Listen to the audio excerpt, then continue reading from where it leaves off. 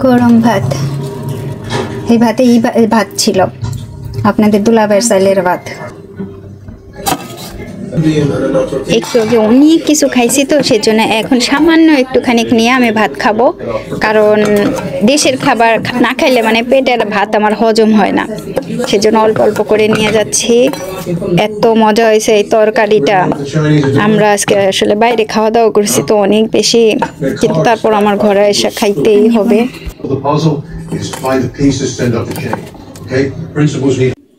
আজকে যেহেতু একটু শরীরটা ভালো, সেহেতু শীত একটু কম লাগতেছে। আর আমি চলে আসছি আরেকটা রুমে। ওই যে দেখেন সাউন্ড, এই যে খাইতে চলে আসছি। এখানে এক আপু আছে, মানে আমার চ্যানেলের এক আপু আছে। কেন করাইতে খাইলেন? হ্যালো সবাই, কেমন আছেন? আমি কলিকল্পনা, সাউথ কোরিয়া থেকে। ভাত মাখানো হয়ে যাইতেছে। যে আপুর কড়াইতে খাইলে অসুবিধা, আপনি কেন কড়াইতে খাইলেন, সেই আপুর জন্য আজকে কড়াইয়ের শুভেচ্ছা।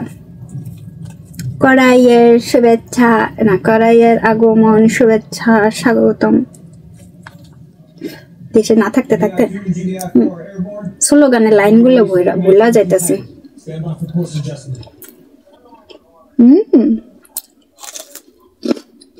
আজকে এমনি ঝাল হয়েছে।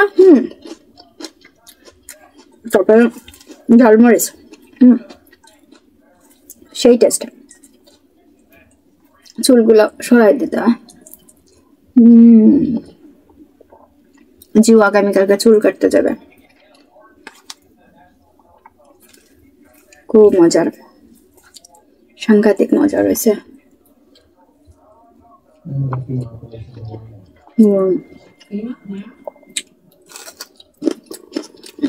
অনেক অনেক মাস পরে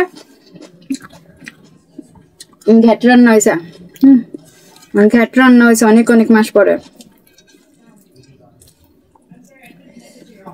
এত মজার,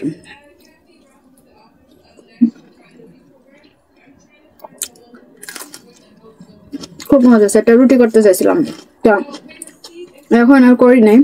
কারণ কি, আপনাদের দুলাভাই খুব ক্লান্ত, ভীষণ ক্লান্ত।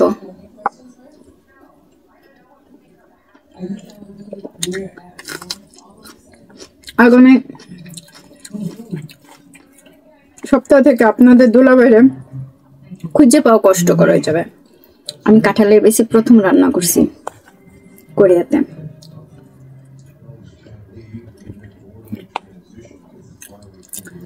কাঁঠালের বেশি, তাও তো অল্প একটু দিয়েছি, খুব বেশি দেয় নাই, অল্প একটু। আর চুলের জন্য, তাও তো চুলগুলা বেশ বড় হয়েছে।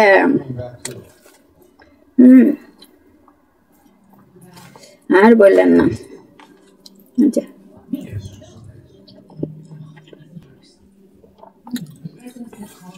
একটু মেলা খাইছি, কিন্তু কোরিয়ান খাবার খাইছি।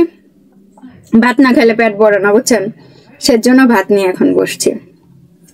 একটু আগে কোরিয়ান খাবার, মেলা খাবার খাইছি, অনেক ধরনের খাবার। হ্যাঁ, বিরাট খাওয়া দাওয়ার আয়োজন ছিল,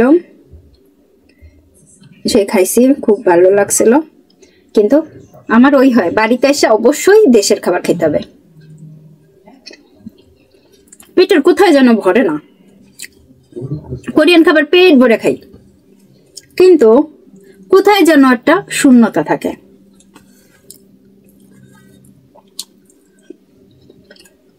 আমি ইদানিং না, বহুত পুরনো, যারা সুন্দর সুন্দর কমেন্ট করেন তাদের সুন্দরভাবে উত্তর দিই, আর যারা অন্যভাবে কমেন্ট করেন আমি তাদেরকে অন্যভাবে উত্তর দিই। কারণ কি, দেশের বাইরে যাবেন আপনি, যদি আপনাকে কারো ভালো না লাগে তাহলে কিন্তু কেউ কথা বলে না, পাশ কাটায় চলে যায়। কিন্তু আমাদের দেশে করবে কি, হিংসামূলক ভাবে একটা দুটো কমেন্ট করবে, একটা দুটো কথা বলবে, মানে পায়ে পা বাদাই করা।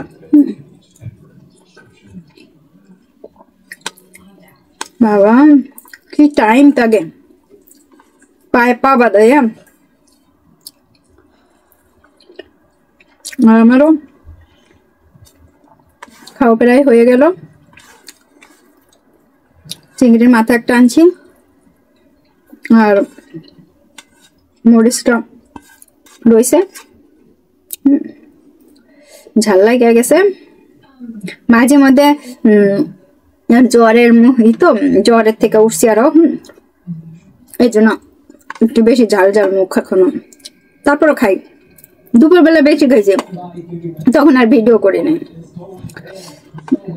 এই চিংড়ি মাছের মাথাগুলো এরা খায় না, এরা কি আপনাদের দুলাভাই খায় না।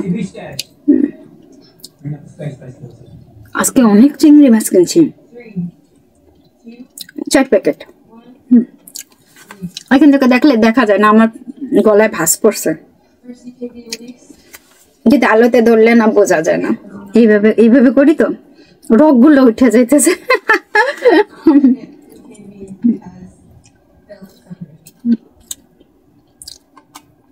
নতুন একটা জমি দেখছি, মানে এসে না সরাসরি যাই নাই এখনো, এমনি দেখছি, দালালে বলছে।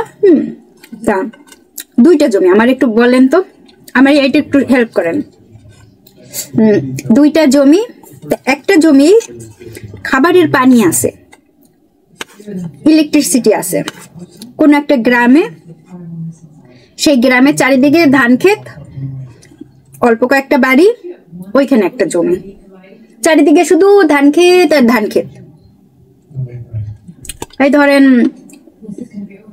রাত্রেবেলা যখন ধান খেতে ধান থাকবে, ব্যাঙের ডাক ফ্রিতে শুনতে পারবেন, প্রচুর ব্যাঙের ডাক, ঝিঝি পোকা মনে হয় দেখা যাবে। হ্যাঁ, পাহাড় বা সমুদ্র ধারে কাছে নাই।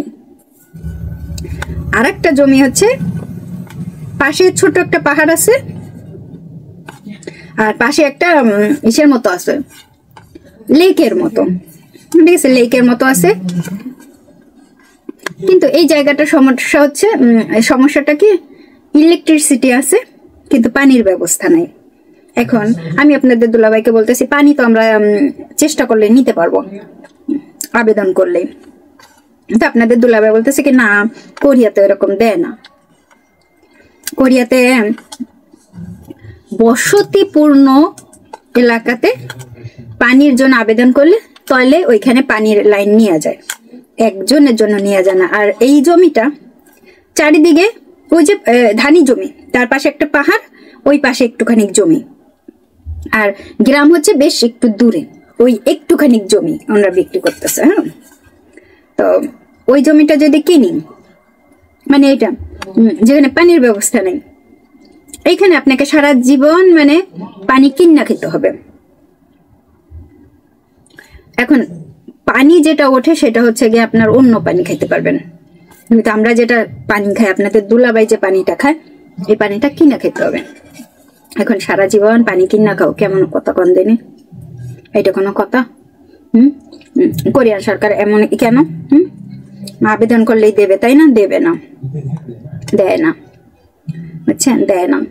তো এখন বলেন তো, আপনাদের দুলাভাই বলতেছে জমি ওই একটা দেখতেই যাও, ওই গ্রামের সাথে যেটা আছে ওইটা, আর পানির ব্যবস্থা যেটা আছে ওইটা দেখার দরকার নেই।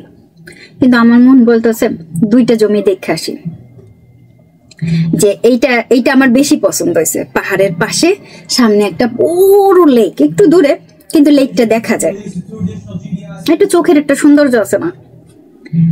তো আমার মনে হয় কি 2টাই দেখতে যাব। কিন্তু আপনাদের দুলাভাই খুব ব্যস্ত, ভীষণ ব্যস্ত। এই সপ্তাহ থেকে, মানে আগামী সপ্তাহ থেকে, এই সপ্তাহতে যে পড়ে যাচ্ছে, অনেক দূরে কাজে যাবে, ভোরে চলে যাবে, রাত করে বাড়িতে ফিরবে, অনেক দূর থেকে জার্নি করে। হ্যাঁ, সেজন্য এই একেবারে জানুয়ারি মাস পর্যন্ত আমি ওই যে সকালে একটু ভাত দিয়ে দিই, জানুয়ারি মাসের প্রথম সপ্তাহ বা দ্বিতীয় সপ্তাহ এরকম সময় লাগবে এখন থেকে এই কাজটা। তো রেগুলার এইভাবে চলবে, মানে একটা ভীষণ আমাদের একটা হয়ে গেছে সমস্যার মতো। আগামী মাসে জিওর ইন্টারভিউ আছে। আপনাদের দুলাভাই যদি ওই সময় ছুটি ম্যানেজ করতে না পারে, মানে সে আমাদের অন্যরকম হয়ে যাবে। এখান থেকে রেন্ট কারে করে লোক দিয়ে হয়তো বা ড্রাইভ করানো লাগবে, তা নাহলে তা আমি নিজে ড্রাইভ করে যাব। কিন্তু আমার নিজে ড্রাইভ করে যাওয়ার ইচ্ছা নাই, কারণ বহু দূর। এর আগে আমি ড্রাইভ করছি 8 ঘন্টা, একটা না 8 ঘন্টা ড্রাইভ করে গেছি, আবার 8 ঘন্টা ড্রাইভ করে আইছি একই দিনে, ভোরে আবার রাত্রে আসছি। হ্যাঁ, কিন্তু জাস্ট এই টাইমে আমার শরীর যেহেতু অসুস্থ, আমি ড্রাইভ খুব কম করতেছি, শুধুমাত্র অল্প সময়ের জন্য কাছাকাছি কোথাও। তো ওই সময় যদি ছুটি না পাই আমাদের ভীষণ প্রবলেম হয়ে যাবে। আর ওইখানে বাস যায় না, বাস একবার যায় বিকাল 4টার সময়। জিওর ইন্টারভিউ হচ্ছে সকালে, তো আমরা ওইখানে কোথায় থাকবো? হোটেলে। মানে একটা বিরাটের মধ্যে আমরা ভীষণ প্রবলেমের মধ্যে।